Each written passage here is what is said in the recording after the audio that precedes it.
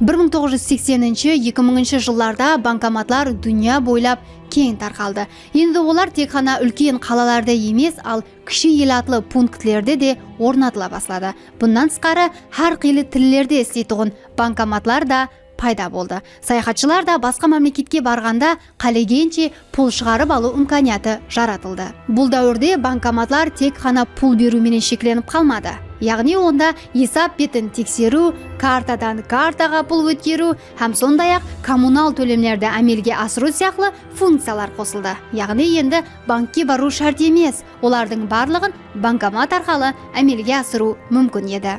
Бұл дәуірде Visa, MasterCard, Cirrus, Plus сияқты халықаралық төлем тармақлары пайда болды. Енді сіз бір мемлекетте ашылған картаны басқа мемлекеттегі банкоматта пайдалануыңыз мүмкін еді. Бұл бүткіл дүния бойлап банкоматлардан пайдалануды хақиқи глобал системаға айландырды.